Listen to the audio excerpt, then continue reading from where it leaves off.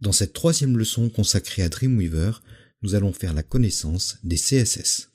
Nous allons apprendre à changer les réglages généraux de la page, à insérer une image d'arrière-plan qui va se répéter sur le fond de notre page. Nous allons apprendre à colorer un élément, à régler sa largeur et à le centrer dans la page. Au passage, nous apprendrons le comportement par défaut des éléments dans une page web. Maintenant, je vais commencer la présentation et là, on va sortir du HTML pour rentrer dans le CSS. CSS signifie Cascading Style Sheet. Autrement dit, Style Sheet. Des réglages de présentation, cascading, qui vont s'ajouter les uns aux autres. Les styles CSS vont être dans la partie non visible de la page, c'est-à-dire dans la head. Je vais donc me mettre après la balise /title et faire retour à la ligne. Voilà, je suis bien à l'intérieur de la head et je vais commencer à taper mes styles CSS. Donc pour bien voir comment procéder, je vais faire afficher mon clavier. Je commence par taper un crochet et puis je vais taper le mot style.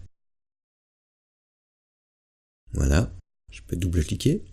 Et puis je vais faire comprendre qu'il s'agit de CSS. Je vais taper espace et puis type. Voilà, je peux valider. Dreamweaver me propose le choix, soit CSS, soit JavaScript. Moi, ce que je veux, c'est du CSS. Donc je choisis CSS et je double-clique. J'appuie maintenant sur majuscule crochet pour finir ma balise. Et l'erreur la plus fréquente quand on tape du code, c'est d'oublier de fermer sa balise. Donc à mon avis, la meilleure politique quand tu tapes une balise, c'est d'abord de la fermer. Donc on va taper crochet et puis slash. Dreamweaver comprend que c'est la balise qu'on vient d'ouvrir qu'on veut fermer. Il nous retape directement le bon contenu, c'est-à-dire /style. C'est parfait. J'ai maintenant plus que 2 retours à la ligne à faire pour ménager un espace entre les deux. J'ai déterminé un espace balisé avec ma balise style qui contiendra mes CSS. Nous allons créer notre première règle CSS. Le début d'une règle CSS, c'est ce qu'on appelle le sélecteur. C'est le nom de la partie de la page à laquelle s'applique notre règle. Ici, on va créer une règle générale qui s'applique à toute la page.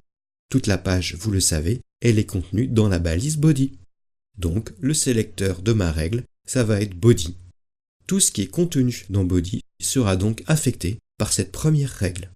Après le sélecteur, je vais taper une accolade ouvrante, qui est le début de mes déclarations CSS. Pour créer une accolade, il faut appuyer sur la touche Alt, puis parenthèse. Donc je fais Alt, parenthèse ouvrante, pour faire une accolade ouvrante, Alt, parenthèse fermante, pour faire une accolade fermante.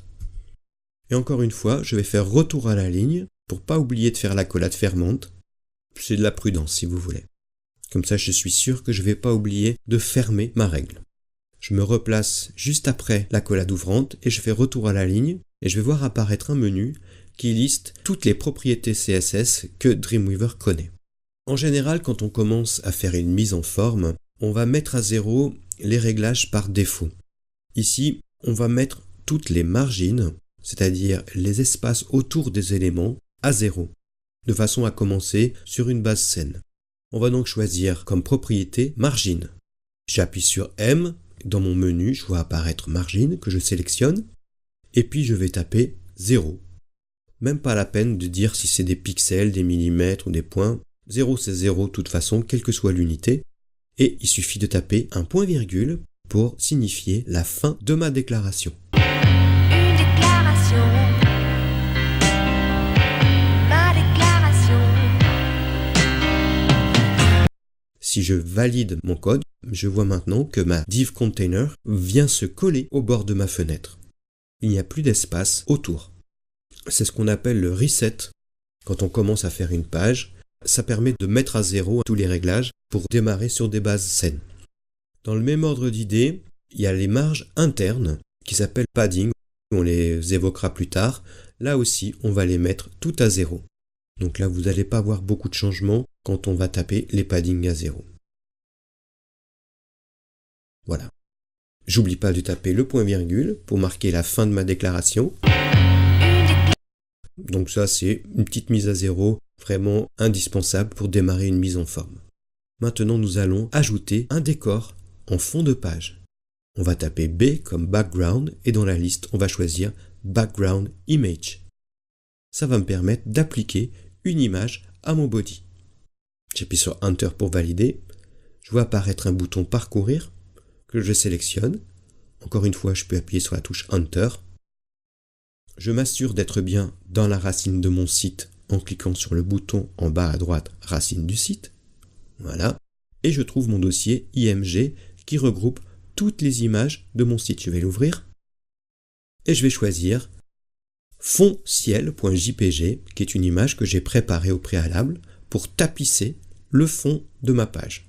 Voilà. Donc, background image, ça va être la propriété. Ensuite, il y a 2 points. Et après, il y a la valeur qui est associée à cette propriété, qui est ici l'URL qui sert à aller chercher l'image fondciel.jpg. Ne pas oublier, à la fin d'une déclaration CSS, le point virgule, qui veut dire tout simplement, voilà, cette déclaration est finie, on passe à la suite. Donc, je vais taper un point virgule. Voilà, j'ai fini ma première règle CSS. Si je valide en cliquant à droite, je peux voir apparaître un fond que j'ai voulu répétitif, qui va tapisser le fond de ma page. Ici, je me suis débrouillé pour que l'image puisse se répéter. Il ne s'agit pas d'une image hyper grande, il s'agit simplement d'une image raisonnablement grande quand même, mais qui peut se répéter sans trop se voir.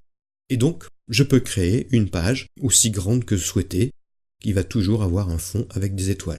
Si vous regardez attentivement, vous allez pouvoir déceler des répétitions dans l'ordre des étoiles, mais ça reste acceptable, à mes yeux du moins. Je vais à présent m'occuper du container. Donc, je me mets après mon accolade fermante, retour à la ligne, et je vais taper un dièse. Donc, je fais majuscule arrobase, container. Parce que ici, je vais créer une règle basée sur l'identifiant de ma div. La marque d'un identifiant, c'est de commencer par un dièse. Quand mon sélecteur commence par un dièse, mon navigateur va chercher un élément qui est nommé avec cet identifiant. Mon navigateur va chercher un élément nommé container. Donc quand vous voyez un dièse, vous pouvez le traduire mentalement par un élément nommé, comme un tramway nommé désir. Là, ça va être un élément nommé container. Voilà. Donc dièse container, cela signifie on va cibler un élément nommé container. Je fais mon accolade ouvrante, retour à la ligne, accolade fermante, je me mets à côté de mon accolade ouvrante, retour à la ligne, et je vais maintenant mettre une couleur d'arrière-plan pour distinguer mon container de mon fond. Donc je vais choisir Background Color, et j'ai un petit bouton en forme de palette de peintre pour choisir ma couleur. Je vois apparaître un assortiment de couleurs qu'on appelle les couleurs Web Safe, qui sont forcément un petit peu limitées. Je choisis une de ces couleurs et je vois apparaître un code. Le code également commence par un dièse, c'est ce qu'on appelle du code hexadécimal. Je valide, je mets mon point virgule et puis je valide mon code en cliquant à droite et je vois apparaître une couleur d'arrière-plan pour mon container. Je vais tester ma page, je clique dans mon globe terrestre et je choisis aperçu dans Google Chrome. Dreamweaver me demande d'enregistrer ma page et je vois apparaître ma page dans Chrome. Donc je peux bien voir que ici j'ai mon container qui occupe toute la partie supérieure de ma page avec ce fond jaune et je vois le fond de ma page, lui, qui est rempli d'étoiles. Voilà, vous pouvez constater qu'à partir du moment où on n'a pas donné de taille à un élément de ma page, il va prendre par défaut tout ce qu'on lui donne, c'est-à-dire toute la largeur de la fenêtre. La hauteur, elle est donnée par le contenu, tout simplement. Je peux fermer maintenant ma page dans Chrome en faisant fichier fermé ou commande W. Et je retrouve Dreamweaver en arrière-plan. Je vais donner maintenant une largeur à mon container. Je clique sur retour à la ligne et puis W. W parce que le mot que je cherche c'est width. Width signifie largeur. Je sélectionne la largeur. Voilà. Et je peux cliquer sur Enter pour valider width. Comme largeur, je vais choisir une largeur souvent utilisée, 960 pixels. Je tape 960 px et puis point virgule. Je valide et je teste. J'enregistre et voilà. Je vois apparaître mon container en haut à gauche de ma page. Alors ça c'est un point important Dans une page web, les éléments, ils se comportent comme du texte à l'intérieur d'un traitement de texte. Ils veulent toujours être le plus en haut à gauche possible. Imaginez un ballon de baudruche à la fête de l'UMA. Il monte vers le haut et il va le plus à gauche possible. C'est un peu la loi de la gravité universelle à l'intérieur d'une page web. On appelle ça le flux, flow en anglais. C'est-à-dire le fait que, par défaut, les éléments veulent toujours aller en haut à gauche de la page. Parfois, on est obligé d'aller contre cette règle, mais la plupart du temps, on essaiera de jouer avec, parce que c'est ça qui va donner la souplesse à nos pages. Maintenant, je vais vouloir faire en sorte que mon container se centre automatiquement à l'intérieur de ma fenêtre. Pour cela, on va utiliser les margins left, margin gauche, et margin right, marge droite. Et on va les mettre tous les deux en auto. Et ainsi, mon container, il va en temps réel calculer sa place et il va se placer au centre de la fenêtre. Donc, je me mets à la suite de width, et je vais taper margin, et je vais choisir margin left. Double-cliquer dessus, et je choisis auto. Point virgule, retour à la ligne. Je vais taper maintenant margin, et choisir margin right, et choisir également auto, point virgule. Voilà, je valide en cliquant à droite, et je vais voir ce qui se passe dans Chrome. J'ai maintenant mon container qui est toujours centré dans ma fenêtre. Vous voyez, je change la taille de ma fenêtre dans mon navigateur et j'ai mon container qui a une largeur fixe et qui va toujours se placer au milieu de l'écran. C'est la technique la plus rustique pour faire en sorte qu'un élément reste toujours au centre d'un écran, quelle que soit la taille de celui-ci. C'est simple, il suffit de mettre margin left et margin right en auto. Voilà, on va enregistrer. Dans cette leçon, nous avons appris les premiers principes du CSS, nous avons créé une balise style, nous avons appris ce que c'était qu'un sélecteur, une déclaration CSS, on a fait la connaissance avec les propriétés CSS margin, padding, background image, background color. Nous avons appris également à créer une règle basée sur l'identifiant d'un élément. On a observé le comportement par défaut des éléments dans une page web. On a également appris ce que c'était que la règle du flux.